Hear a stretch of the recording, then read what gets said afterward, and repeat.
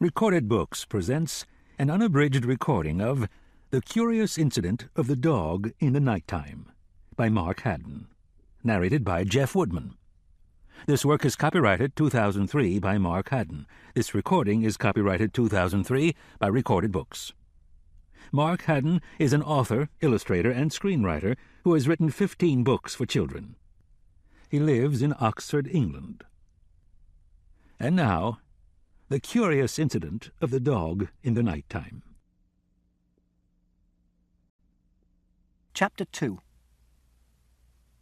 It was 7 minutes after midnight. The dog was lying on the grass in the middle of the lawn in front of Mrs. Shear's house. Its eyes were closed. It looked as if it was running on its side, the way dogs run when they think they're chasing a cat in a dream. But the dog was not running or asleep. The dog was dead. There was a garden fork sticking out of the dog. The points of the fork must have gone all the way through the dog and into the ground, because the fork hadn't fallen over.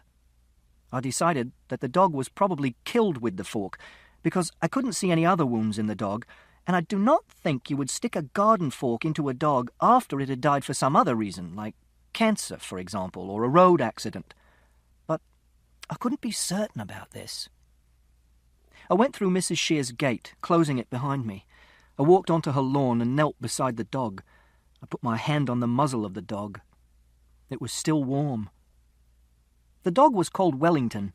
It belonged to Mrs. Shear's, who was our friend. She lived on the opposite side of the road, 2 houses to the left.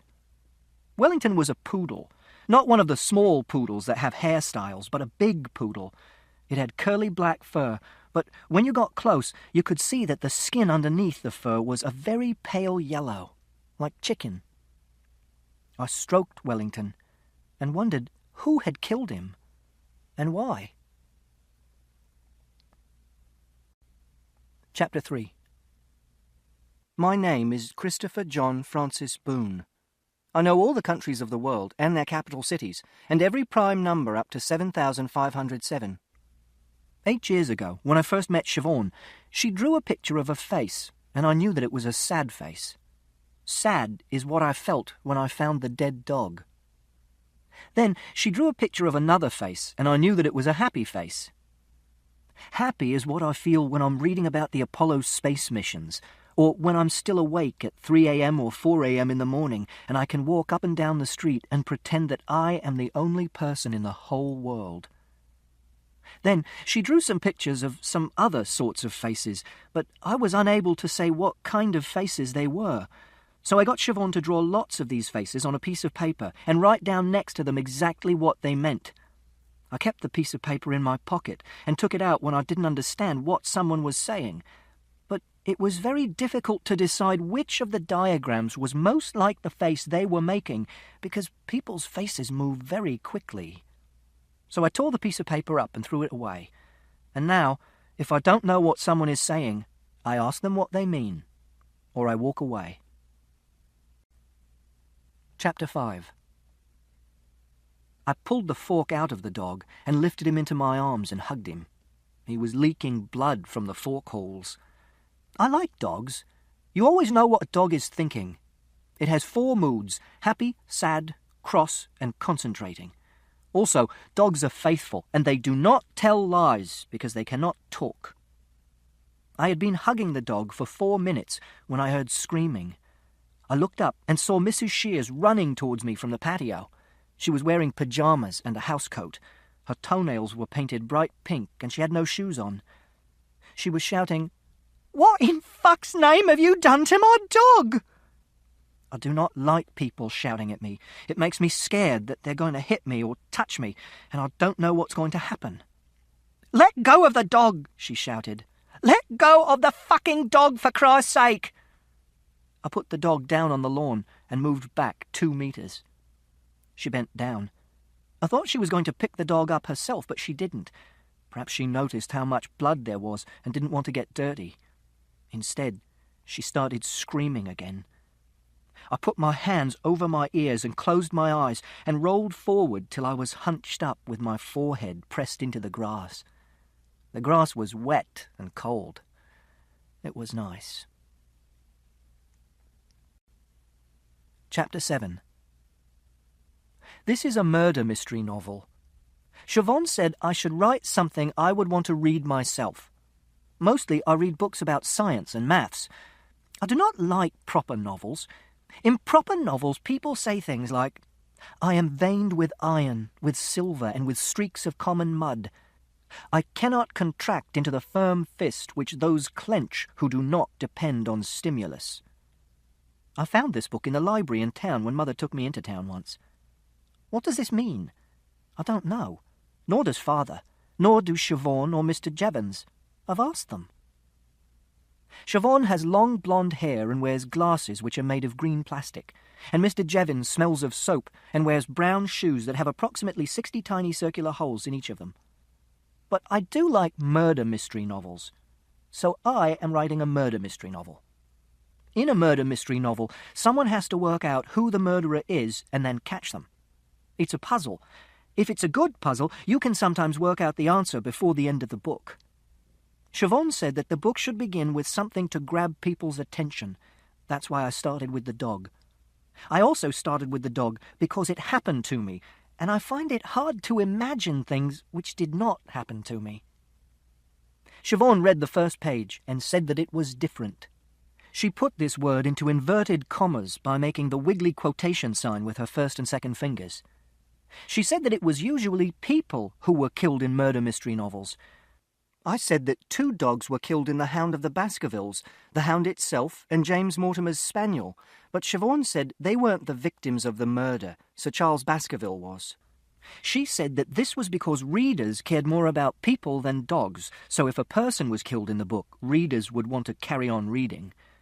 I said that I wanted to write about something real, and I knew people who had died, but I didn't know any people who'd been killed, except Edward's father from school, Mr. Paulson, and that was a gliding accident, not murder, and I didn't really know him. I also said that I cared about dogs because they were faithful and honest, and some dogs were cleverer and more interesting than some people. Steve, for example, who comes to school on Thursdays, needs help to eat his food and couldn't even fetch a stick. Siobhan asked me not to say this to Steve's mother. Chapter 11. Then the police arrived. I like the police. They have uniforms and numbers, and you know what they're meant to be doing. There was a policewoman and a policeman. The policewoman had a little hole in her tights on her left ankle and a red scratch in the middle of the hole. The policeman had a big orange leaf stuck to the bottom of his shoe, which was poking out from one side. The policewoman put her arms round Mrs. Shears and led her back towards the house. I lifted my head off the grass. The policeman squatted down beside me and said, "Would you like to tell me what's been going on here, young man?" I sat up and said, "The dog is dead." "I'd got that far," he said. I said, "I think someone killed the dog." "How old are you?" he asked. I replied, "I am 15 years and 3 months and 2 days. "And what precisely were you doing in the garden?" he asked. "I was holding the dog," I replied. "And why were you holding the dog?" he asked. This was a difficult question. It was something I wanted to do. I like dogs. It made me sad to see that the dog was dead. I like policemen too, and I wanted to answer the question properly, but the policeman did not give me enough time to work out the correct answer. "Why were you holding the dog?" he asked again. "I like dogs," I said. "Did you kill the dog?" he asked. I said, "I did not kill the dog." "Is this your fork?" he asked. I said, "No." "You seem very upset about this," he said. He was asking too many questions, and he was asking them too quickly. They were stacking up in my head like loaves in the factory where Uncle Terry works. The factory is a bakery, and he operates the slicing machines. And sometimes the slicer's not working fast enough, but the bread keeps coming and there's a blockage. I sometimes think of my mind as a machine, but not always as a bread slicing machine. It makes it easier to explain to other people what's going on inside it. The policeman said, "I'm going to ask you once again." I rolled back onto the lawn and pressed my forehead to the ground again and made the noise that Father calls groaning. I make this noise when there's too much information coming into my head from the outside world. It's like when you're upset and you hold the radio against your ear and you tune it halfway between 2 stations so that all you get is white noise, and then you turn the volume right up so that this is all you can hear, and then you know you're safe because you cannot hear anything else. the policeman took hold of my arm and lifted me onto my feet. And I didn't like him touching me like this. And this is when I hit him. Chapter 13. This will not be a funny book. I cannot tell jokes because I do not understand them. Here is a joke as an example. It's one of Father's. His face was drawn, but the curtains were real. I know why this is meant to be funny, I asked. It's because drawn has 3 meanings, and they are 1. Drawn with a pencil, 2. Exhausted, and 3. Pulled across a window. And meaning 1 refers to both the face and the curtains. Meaning 2 refers only to the face, and meaning 3 refers only to the curtains. If I try to say the joke to myself, making the word mean the 3 different things at the same time, it is like hearing 3 different pieces of music at the same time, which is uncomfortable and confusing and not nice like white noise. It's like 3 people trying to talk to you at the same time about different things. And that is why there are no jokes in this book. Chapter 17. The policeman looked at me for a while without speaking. Then he said, "I'm arresting you for assaulting a police officer." This made me feel a lot calmer because it's what policemen say on television and in films. Then he said, "I strongly advise you to get into the back of the police car, because if you try any of that monkey business again, you little shit, I will seriously lose my rag. Is that understood?" I walked over to the police car, which was parked just outside the gate. He opened the back door and I got inside. He climbed into the driver's seat and made a call on his radio to the policewoman who was still inside the house. He said, "Little bugger just had a pop at me, Kate. Can you hang with Mrs. S while I drop him off at the station? I'll get Tony to swing by and pick you up." And she said, "Sure, I'll catch you later." The policeman said, "Okie doke," and we drove off. The police car smelt of hot plastic and aftershave and takeaway chips. I watched the sky as we drove towards the town centre. It was a clear night, and you could see the Milky Way. Some people think the Milky Way is a long line of stars, but it isn't. Our galaxy is a huge disk of stars, millions of light years across, and the solar system is somewhere near the outside edge of the disk.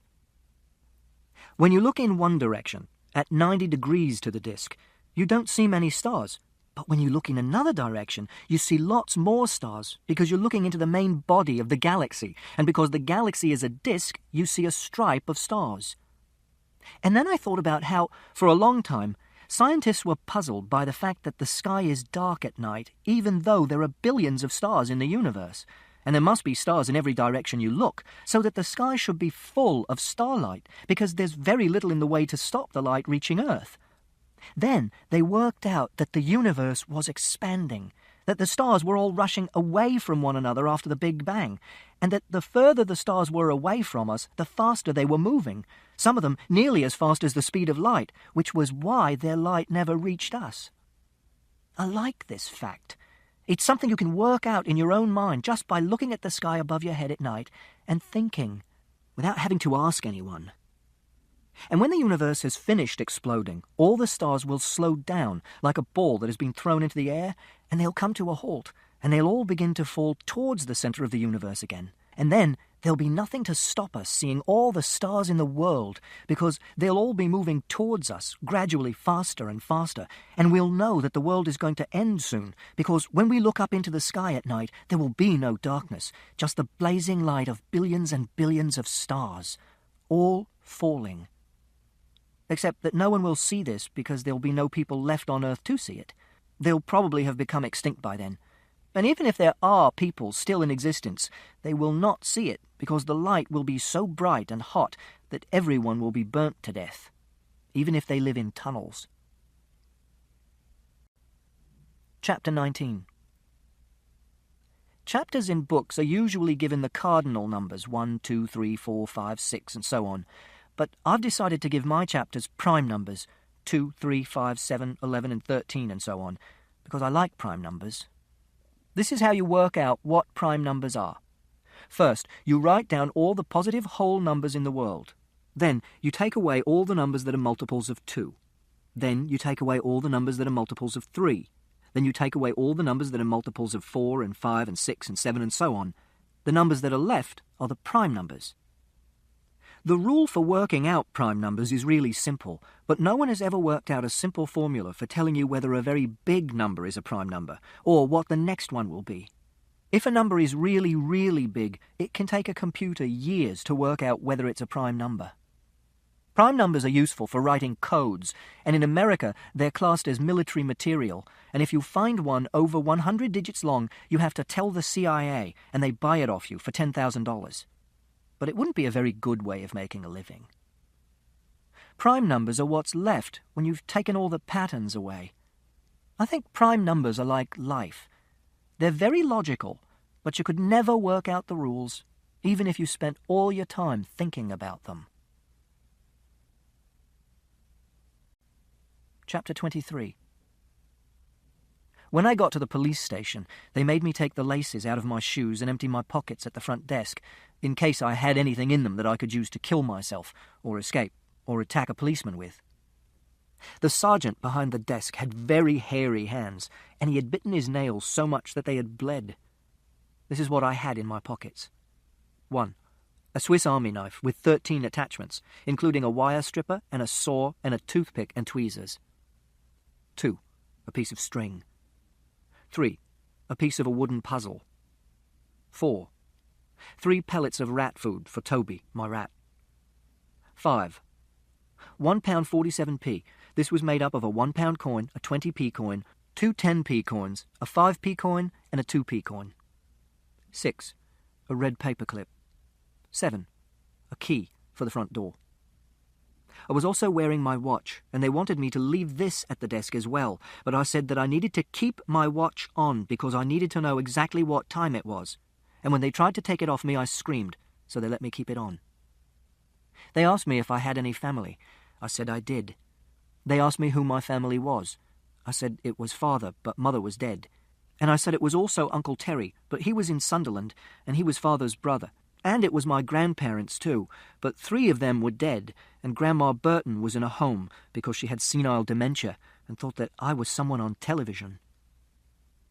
Then they asked me for father's phone number. I told them that he had 2 numbers, one for at home and one which was a mobile phone, and I said both of them. It was nice in the police cell. It was almost a perfect cube, 2 meters long by 2 meters wide by 2 meters high. It contained approximately 8 cubic meters of air. It had a small window with bars, and on the opposite side a metal door with a long, thin hatch near the floor for sliding trays of food into the cell, and a sliding hatch higher up so that policemen could look in and check that the prisoners hadn't escaped or committed suicide. There was also a padded bench. I wondered how I would escape if I was in a story. It would be difficult, because the only things I had were my clothes and my shoes which had no laces in them. I decided that my best plan would be to wait for a really sunny day and then use my glasses to focus the sunlight on a piece of my clothing and start a fire. I would then make my escape when they saw the smoke and took me out of the cell. And if they didn't notice, I'd be able to wee on the clothes and put them out. I wondered whether Mrs. Shears had told the police that I had killed Wellington, and whether, when the police found out that she had lied, she would go to prison, because telling lies about people is called slander. Chapter 29. I find people confusing. This is for 2 main reasons. The first main reason is that people do a lot of talking without using any words. Siobhan says that if you raise one eyebrow, it can mean lots of different things. It can mean, I want to do sex with you, and it can also mean, I think that what you just said was very stupid. Siobhan also says that if you close your mouth and breathe out loudly through your nose, it can mean that you're relaxed, or that you're bored, or that you're angry, and it all depends on how much air comes out of your nose and how fast, and what shape your mouth is in when you do it, and how you are sitting, and what you said just before, and hundreds of other things which are too complicated to work out in a few seconds. The second main reason is that people often talk using metaphors. These are examples of metaphors. I laughed my socks off. He was the apple of her eye. They had a skeleton in the cupboard. We had a real pig of a day. The dog was stone dead. The word metaphor means carrying something from one place to another, and it comes from the Greek words meta, which means from one place to another, and Ferein, which means to carry, and it's when you describe something by using a word for something that it isn't. This means that the word metaphor is a metaphor. I think it should be called a lie, because a pig is not like a day, and people do not have skeletons in their cupboards. And when I try and make a picture of the phrase in my head, it just confuses me, because imagining an apple in someone's eye doesn't have anything to do with liking someone a lot, and it makes you forget what the person was talking about. My name is a metaphor. It means carrying Christ, and it comes from the Greek words Christos, which means Jesus Christ, and Ferein, and it was the name given to St. Christopher because he carried Jesus Christ across a river. This makes you wonder what he was called before he carried Christ across the river. But he wasn't called anything, because this is an apocryphal story, which means that it's a lie too. Mother used to say it meant that Christopher was a nice name because it was a story about being kind and helpful. But I don't want my name to mean a story about being kind and helpful. I want my name to mean me. Chapter 31. It was 1:12 a.m. when Father arrived at the police station. I didn't see him until 1:28 a.m., but I knew he was there because I could hear him. He was shouting, "I want to see my son," and "Why the hell is he locked up?" and "Of course I'm bloody angry." Then I heard a policeman telling him to calm down. Then I heard nothing for a long while. At 1:28 a.m., a policeman opened the door of the cell and told me that there was someone to see me. I stepped outside. Father was standing in the corridor. He held up his right hand and spread his fingers out in a fan. I held up my left hand and spread my fingers out in a fan, and we made our fingers and thumbs touch each other. We do this because sometimes Father wants to give me a hug, but I don't like hugging people, so we do this instead, and it means that he loves me. Then the policeman told us to follow him down the corridor to another room. In the room was a table and 3 chairs. He told us to sit down on the far side of the table, and he sat down on the other side. There was a tape recorder on the table, and I asked whether I was going to be interviewed and he was going to record the interview. He said, "I don't think there'll be any need for that." He was an inspector. I could tell because he wasn't wearing a uniform. He also had a very hairy nose.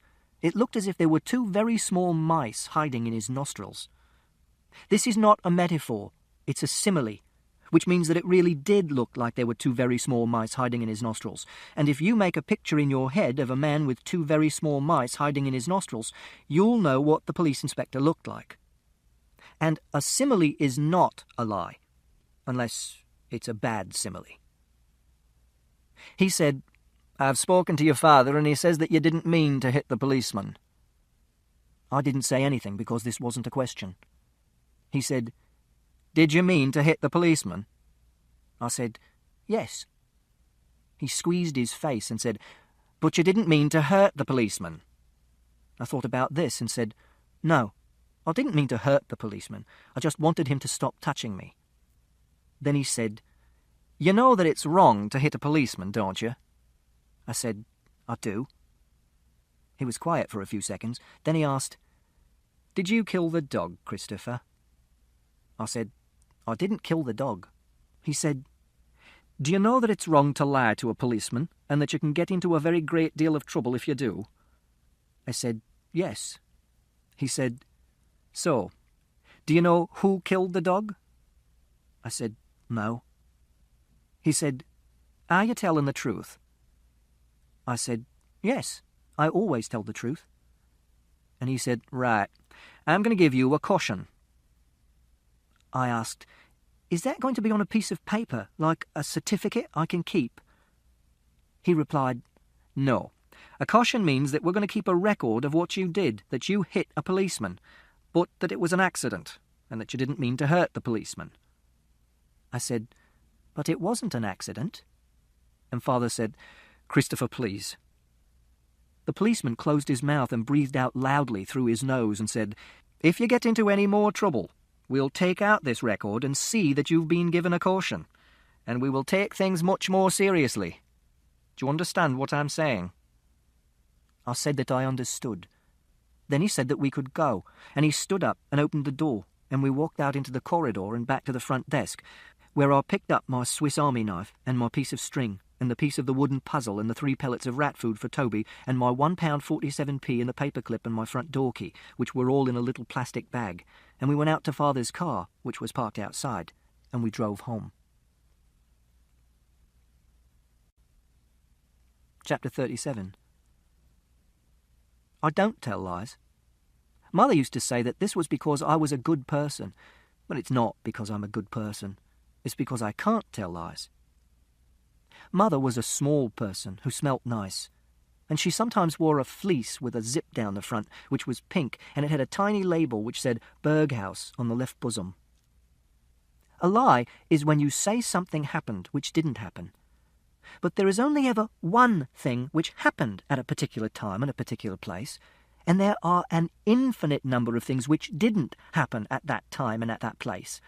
And if I think about something which didn't happen, I start thinking about all the other things which didn't happen. For example, this morning for breakfast, I had ready brek and some hot raspberry milkshake. But if I say that I actually had shreddies and a mug of tea, but I wouldn't have shreddies and tea because they're both brown, I start thinking about Cocoa Pops and lemonade and porridge and Dr. Pepper, and how I wasn't eating my breakfast in Egypt, and there wasn't a rhinoceros in the room, and Father wasn't wearing a diving suit, and so on, and even writing this makes me feel shaky and scared, like I do when I'm standing on the top of a very tall building, and there are thousands of houses and cars and people below me, and my head is so full of all these things that I'm afraid I'm going to forget to stand up straight and hang onto the rail, and I'm going to fall over and be killed. This is another reason why I don't like proper novels, because they're lies about things which didn't happen, and they make me feel shaky and scared. And this is why everything I have written here is true. Chapter 41. There were clouds in the sky on the way home, so I couldn't see the Milky Way. I said, "I'm sorry," because Father had to come to the police station, which was a bad thing. He said, "It's okay." I said, "I didn't kill the dog." And he said, "Oh, no." Then he said, "Christopher, you have to stay out of trouble, okay?" And I said, "I didn't know I was going to get into trouble. I like Wellington, and I went to say hello to him, but I didn't know that someone had killed him." Father said, "Just try and keep your nose out of other people's business." I thought for a little and I said, "I'm going to find out who killed Wellington." And Father said, "Were you listening to what I was saying, Christopher?" I said, "Yes, I was listening to what you were saying, but when someone gets murdered, you have to find out who did it so that they can be punished." And he said, "It's a bloody dog, Christopher, a bloody dog." I replied, "I think dogs are important too." He said, "Leave it." And I said, "I wonder if the police will find out who killed him and punish the person." Then Father banged the steering wheel with his fist, and the car weaved a little bit across the dotted line in the middle of the road, and he said, "I said leave it, for God's sake." I could tell that he was angry because he was shouting, and I didn't want to make him angry, so I didn't say anything else until we got home. When we came in through the front door, I went into the kitchen and I got a carrot for Toby, and I went upstairs and I shut the door of my room, and I let Toby out and gave him the carrot. Then I turned my computer on and played 76 games of Minesweeper and did the expert version in 102 seconds, which was only 3 seconds off my best time, which was 99 seconds. At 2:07 a.m, I decided that I wanted a drink of orange squash before I brushed my teeth and got into bed, so I went downstairs to the kitchen. Father was sitting on the sofa, watching snooker on the television and drinking whiskey. There were tears coming out of his eyes. I asked, "Are you sad about Wellington?" He looked at me for a long time and sucked air in through his nose. Then he said, "Yes, Christopher, you could say that. You could very well say that." I decided to leave him alone because when I'm sad I want to be left alone. So I didn't say anything else. I just went into the kitchen and made my orange squash and took it back upstairs to my room. Chapter 43. Mother died 2 years ago. I came home from school one day and no one answered the door, so I went and found the secret key that we keep under a flower pot behind the kitchen door. I let myself into the house and carried on making the Airfix Sherman tank model I was building. An hour and a half later, Father came home from work. He runs a business and he does heating maintenance and boiler repair with a man called Rodri, who's his employee. He knocked on the door of my room and opened it and asked whether I had seen Mother. I said that I hadn't seen her, and he went downstairs and started making some phone calls. I didn't hear what he said. Then he came up to my room and said he had to go out for a while and he wasn't sure how long he'd be. He said that if I needed anything, I should call him on his mobile phone. He was away for 2.5 hours. When he came back, I went downstairs. He was sitting in the kitchen, staring out of the back window, down the garden to the pond and the corrugated iron fence, and the top of the tower of the church on Manstead Street, which looks like a castle because it's Norman. Father said, "I'm afraid you won't be seeing your mother for a while." He didn't look at me when he said this. He kept on looking through the window. Usually, people look at you when they're talking to you. I know that they're working out what I'm thinking, but I can't tell what they're thinking. It's like being in a room with a one-way mirror in a spy film. But this was nice, having Father speak to me but not look at me.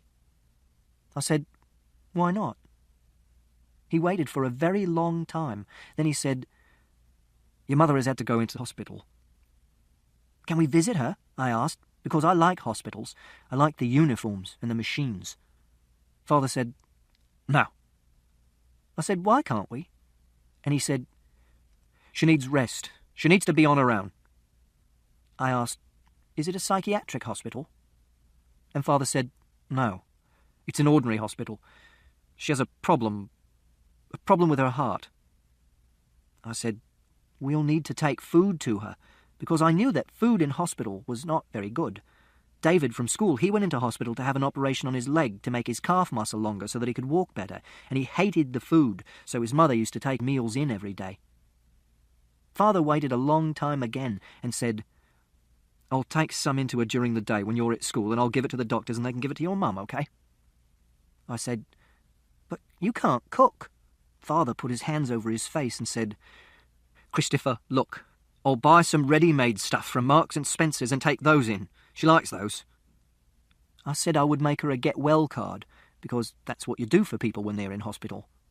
Father said he would take it in the next day. Chapter 47.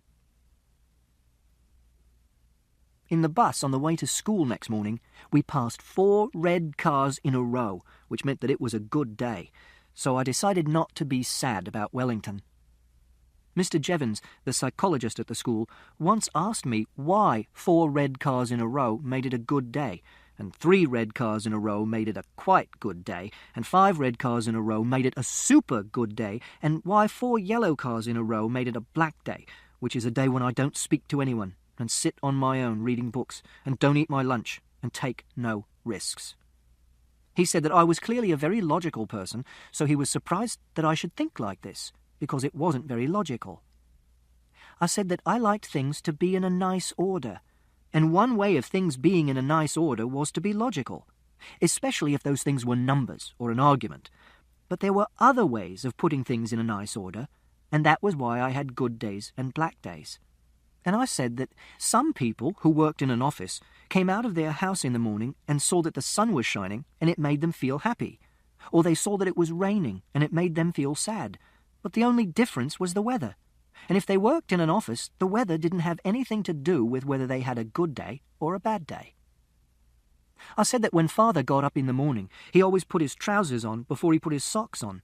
And it wasn't logical, but he always did it that way, because he liked things in a nice order too. And whenever he went upstairs, he went up 2 at a time, always starting with his right foot. Mr. Jevons said that I was a very clever boy. I said that I wasn't clever. I was just noticing how things were, and that wasn't clever. That was just being observant. Being clever was when you looked at how things were and used the evidence to work out something new, like the universe expanding, or who committed a murder.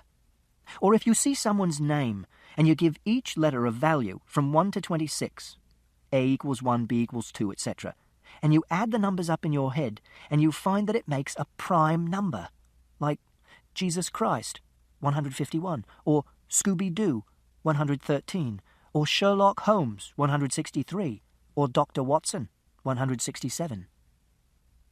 Mr. Jevons asked me whether this made me feel safe, having things always in a nice order, and I said it did. Then he asked me if I didn't like things changing, and I said I wouldn't mind things changing if I became an astronaut, for example, which is one of the biggest changes you can imagine, apart from becoming a girl or dying. He asked whether I wanted to become an astronaut, and I said I did. He said that it was very difficult to become an astronaut. I said that I knew. You had to become an officer in the Air Force, and you had to take lots of orders, and be prepared to kill other human beings, and I couldn't take orders. Also, I didn't have 20/20 vision, which you needed to be a pilot. But I said that you could still want something that's very unlikely to happen. Terry, who is the older brother of Francis, who is at the school, said I would only ever get a job collecting supermarket trolleys or cleaning out donkey shit at an animal sanctuary, and they didn't let spazzers drive rockets that cost billions of pounds. When I told this to Father, he said that Terry was jealous of my being cleverer than him, which was a stupid thing to think, because we weren't in a competition. But Terry is stupid, so quod erat demonstrandum, which is Latin for which is the thing that was going to be proved, which means thus it is proved. I'm not a spazzer, which means spastic, not like Francis, who is a spazzer. And even though I probably won't become an astronaut, I am going to go to university and study mathematics, or physics and mathematics, which is a joint honour school, because I like mathematics and physics and I'm very good at them. But Terry won't go to university. Father says Terry is most likely to wind up in prison. Terry has a tattoo on his arm of a heart shape with a knife through the middle of it. But this is what is called a digression, and now I'm going to go back to the fact that it was a good day.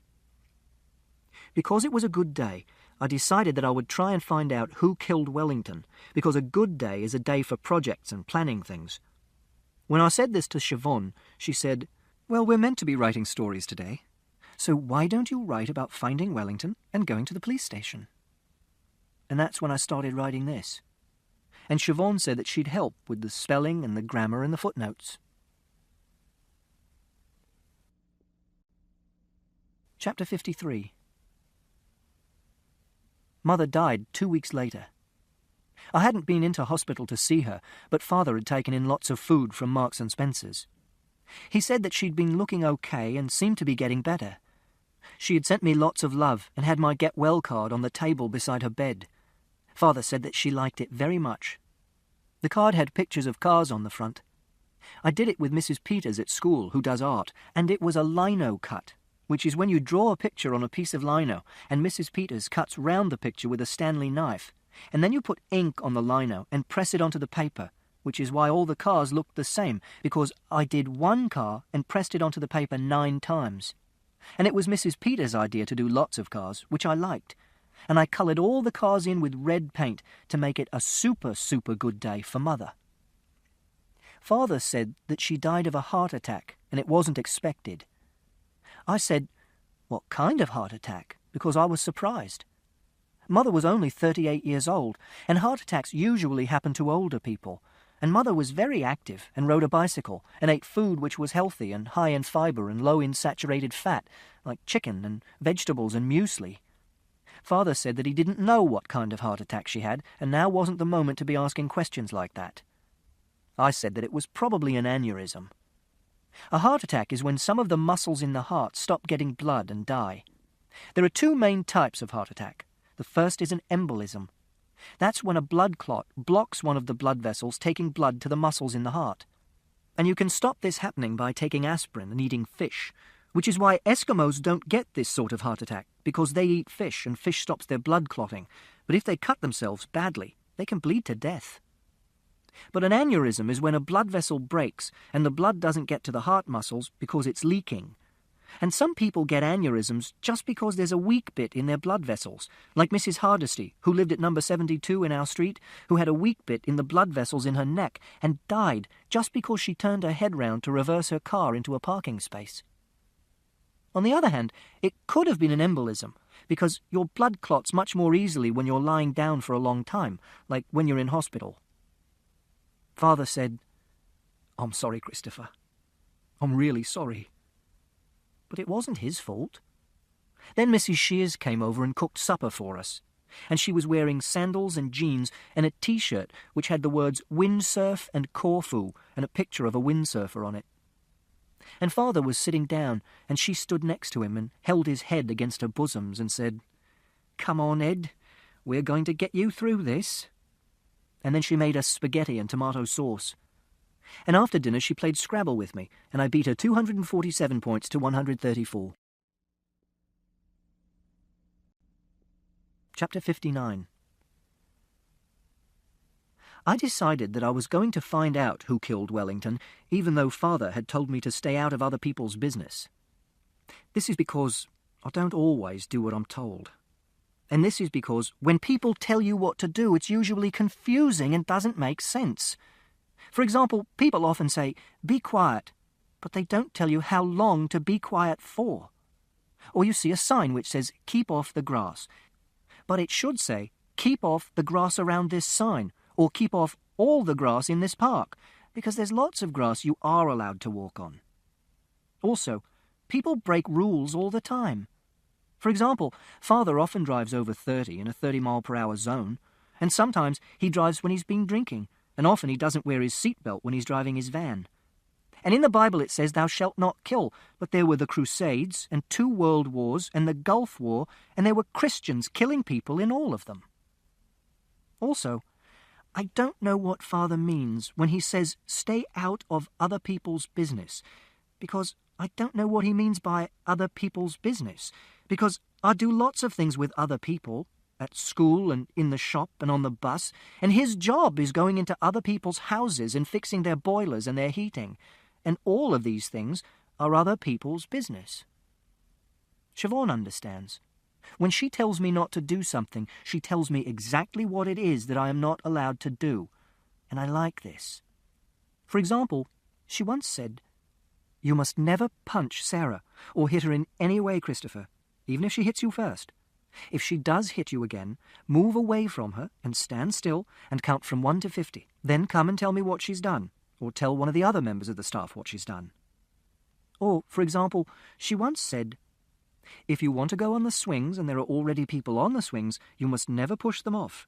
You must ask them if you can have a go, and then you must wait until they have finished." But when other people tell you what you can't do, they don't do it like this. So I decide for myself what I'm going to do and what I'm not going to do. That evening, I went round to Mrs. Shears' house and knocked on the door and waited for her to answer it. When she opened the door, she was holding a mug of tea, and she was wearing sheepskin slippers, and she'd been watching a quiz program on the television, because there was a television on, and I could hear someone saying, "The capital city of Venezuela is A. Maracas, B. Caracas, C. Bogota, or D. Georgetown." And I knew that it was Caracas. She said, "Christopher, I really don't think I want to see you right now." I said, "I didn't kill Wellington." And she replied, "What are you doing here?" I said, "I wanted to come and tell you that I didn't kill Wellington, and also I want to find out who killed him." Some of her tea spilled onto the carpet. I said, "Do you know who killed Wellington?" She didn't answer my question. She just said, "Goodbye, Christopher," and closed the door. Then I decided to do some detective work. I could see that she was watching me and waiting for me to leave, because I could see her standing in the hall on the other side of the frosted glass in her front door. So I walked down the path and out of the garden. Then I turned round and saw that she wasn't standing in her hall any longer.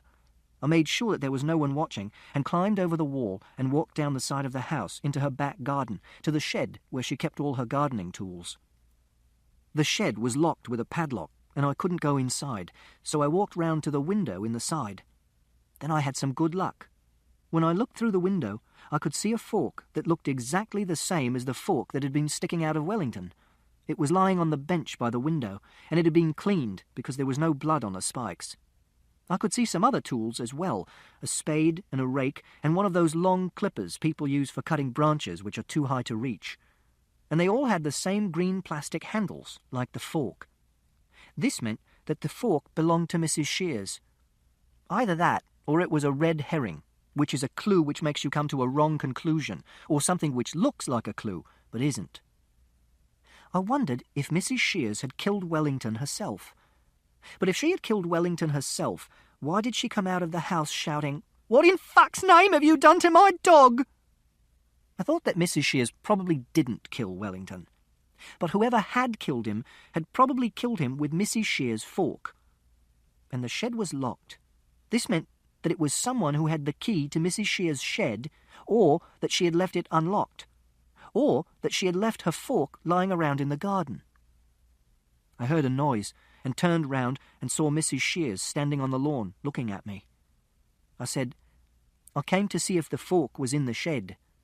And she said, "If you don't go now, I'll call the police again." So I went home. When I got home, I said hello to Father and went upstairs to feed Toby, my rat, and felt happy because I was being a detective and finding things out. Chapter 61.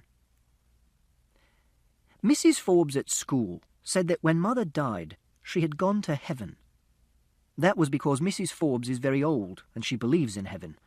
And she wears tracksuit trousers because she says they're more comfortable than normal trousers. And one of her legs is very slightly shorter than the other one because of an accident on a motorbike. But when Mother died, she didn't go to heaven because heaven doesn't exist. Mrs. Peters' husband is a vicar called the Reverend Peters, and he comes to our school sometime to talk to us. And I asked him where heaven was, and he said, "It's not in our universe. It's another kind of place altogether." The Reverend Peters makes a funny ticking noise with his tongue sometimes when he's thinking, and he smokes cigarettes, and you can smell them on his breath, and I don't like this. I said that there wasn't anything outside the universe, and there wasn't another kind of place altogether. Except that there might be if you went through a black hole. But a black hole is what is called a singularity, which means it's impossible to find out what's on the other side, because the gravity of a black hole is so big that even electromagnetic waves, like light, can't get out of it, and electromagnetic waves are how we get information about things which are far away. And if heaven was on the other side of a black hole, dead people would have to be fired into space on rockets to get there, and they aren't, or people would notice.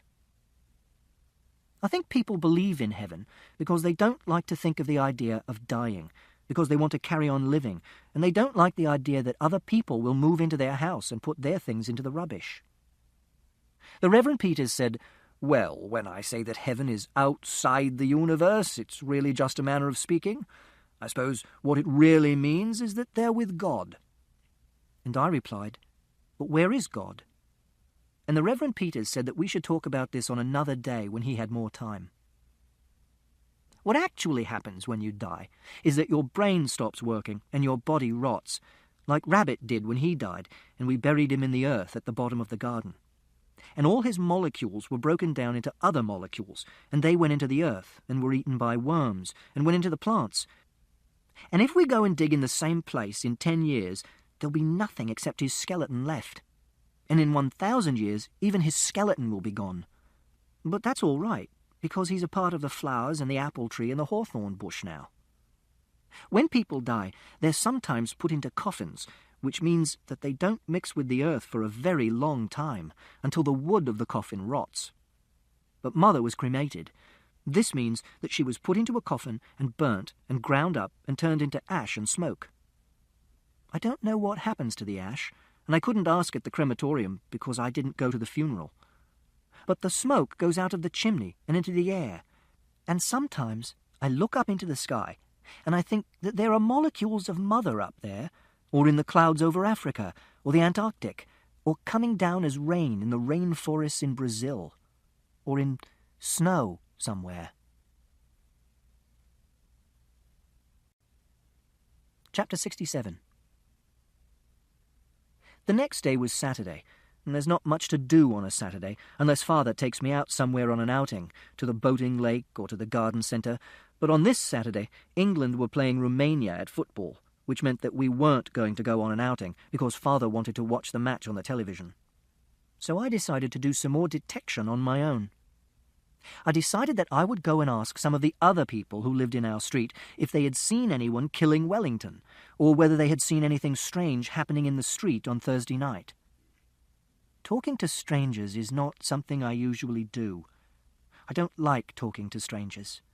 This is not because of stranger danger, which they tell us about at school, which is where a strange man offers you sweets or a ride in his car because he wants to do sex with you.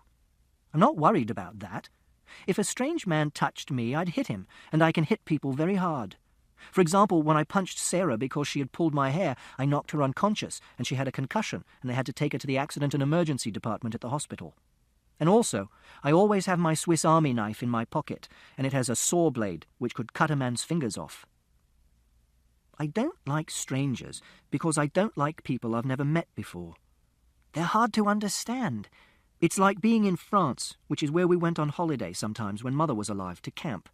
And I hated it, because if you went into a shop or a restaurant or on a beach, you couldn't understand what anyone was saying, which was frightening.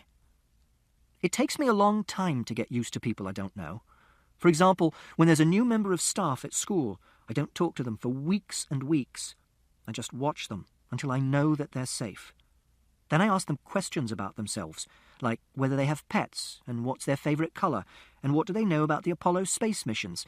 And I get them to draw a plan of their house, and I ask them what kind of car they drive, so I get to know them. Then I don't mind if I'm in the same room as them, and I don't have to watch them all the time. So talking to the other people in our street was brave. But if you're going to do detective work, you have to be brave, so I had no choice. First of all, I made a plan of our part of the street, which is called Randolph Street. Then I made sure I had my Swiss Army knife in my pocket, and I went out and knocked on the door of number 40, which is opposite Mrs. Shear's house, which means that they were most likely to have seen something. The people who live at number 40 are called Thompson. Mr. Thompson answered the door. He was wearing a T-shirt which said, "Beer, helping ugly people have sex for 2,000 years." Mr. Thompson said, "Can I help you?" I said, "Do you know who killed Wellington?" I didn't look at his face. I don't like looking at people's faces, especially if they're strangers. And he didn't say anything for a few seconds. Then he said, "Who are you?" I said, "I'm Christopher Boone from number 36, and I know you. You're Mr. Thompson." He said, "Oh, Mr. Thompson's brother." I said, "Do you know who killed Wellington?" He said, "Who the fuck is Wellington?" I said, "Mrs. Shear's dog. Mrs. Shear's is from number 41. He said, "Someone killed her dog?" I said, "With a fork." He said, "Jesus Christ." I said, "A garden fork," in case he thought I meant a fork you eat your food with. Then I said, "Do you know who killed him?" He said, "I haven't a bloody clue." I said, "Did you see anything suspicious on Thursday evening?" He said, "Look, son, do you really think you should be going around asking questions like this?"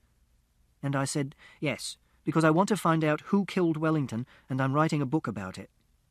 And he said, "Well, I was in Colchester on Thursday, so you're asking the wrong bloke."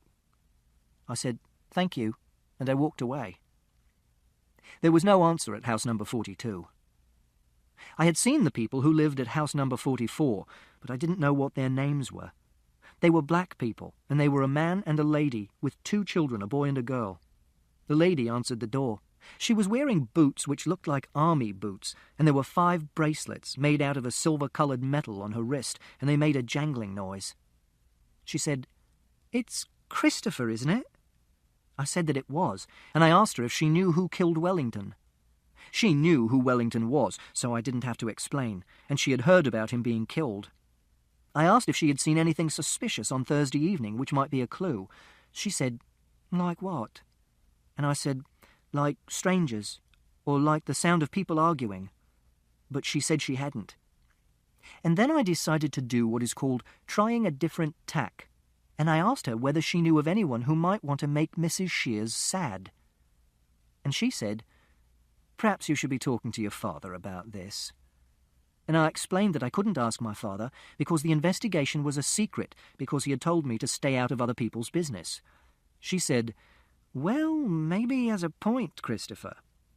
And I said, "So you don't know anything which might be a clue?" And she said, "No." And then she said, "You be careful, young man." I said that I would be careful, and then I said thank you to her for helping me with my questions, and I went to number 43, which is the house next to Mrs. Shear's house. The people who live at number 43 are Mr. Wise and Mr. Wise's mother, who's in a wheelchair, which is why he lives with her, so he can take her to the shops and drive her around. It was Mr. Wise who answered the door. He smelt of body odour and old biscuits and off popcorn, which is what you smell of if you haven't washed for a very long time, like Jason at school smells, because his family's poor. I asked Mr. Wise if he knew who had killed Wellington on Thursday night. He said, "Bloody hell, policemen really are getting younger, aren't they?" Then he laughed.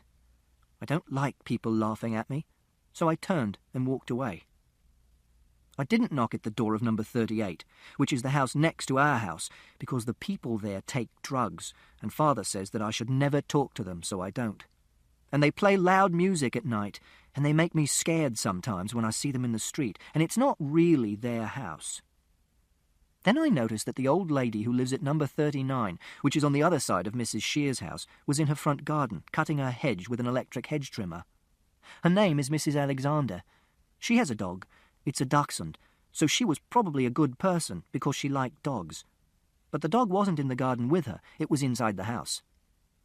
Mrs. Alexander was wearing jeans and training shoes, which old people don't normally wear, and there was mud on the jeans, and the trainers were New Balance trainers, and the laces were red.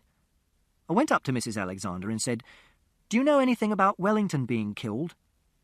Then she turned off the electric hedge trimmer and said, "I'm afraid you're going to have to say that again. I'm a little deaf." So I said, "Do you know anything about Wellington being killed?" And she said, "I heard about it yesterday. Dreadful, dreadful." I said, "Do you know who killed him?" And she said, "No, I don't." I replied, "Somebody must know, because the person who killed Wellington knows that they killed Wellington, unless they were a mad person and didn't know what they were doing, or unless they had amnesia." And she said, "Well, I suppose you're probably right." I said, "Thank you for helping me with my investigation." And she said, "You're Christopher, aren't you?" I said, "Yes, I live at number 36. And she said, "We haven't talked before, have we?" I said, "No, I don't like talking to strangers, but I'm doing detective work." And she said, "I see you every day going to school."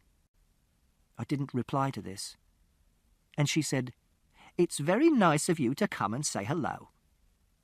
I didn't reply to this either, because Mrs. Alexander was doing what is called chatting, where people say things to each other which aren't questions and answers, and aren't connected. Then she said, "Even if it's only because you're doing detective work." And I said, "Thank you," again. And I was about to turn and walk away when she said, "I have a grandson your age." I tried to do chatting by saying, "My age is 15 years and 3 months and 3 days." And she said, "Well, almost your age." Then we said nothing for a little while, until she said, "You don't have a dog, do you?" And I said, "No." And she said, "You'd probably like a dog, wouldn't you?" And I said, "I have a rat." And she said, "A rat?" And I said, "He's called Toby." And she said, "Oh." And I said, "Most people don't like rats because they think they carry diseases like bubonic plague, but that's only because they live in sewers and stowed away on ships coming from foreign countries where there were strange diseases. But rats are very clean. Toby is always washing himself. And you don't have to take him out for walks. I just let him run around my room so he gets some exercise. And sometimes he sits on my shoulder or hides in my sleeve like it's a burrow, but rats don't live in burrows in nature." Mrs. Alexander said, "Do you want to come in for tea?" And I said, "I don't go into other people's houses." And she said, "Well, maybe I could bring some out here. Do you like lemon squash?" I replied, "I only like orange squash." And she said, "Luckily I have some of that as well. And what about Battenberg?" And I said, "I don't know, because I don't know what Battenberg is." She said, "It's a kind of cake. It has 4 pink and yellow squares in the middle, and it has marzipan icing round the edge." And I said, "Is it a long cake with a square cross-section which is divided into equally sized, alternately coloured squares?" And she said, "Yes, I think you could probably describe it like that." And I said, "I think I'd like the pink squares, but not the yellow squares because I don't like yellow. And I don't know what marzipan is, so I don't know whether I'd like that. And she said, I'm afraid marzipan is yellow too. Perhaps I should bring out some biscuits instead. Do you like biscuits? And I said, yes, some sorts of biscuits. And she said, I'll get a selection. Then she turned and went into the house.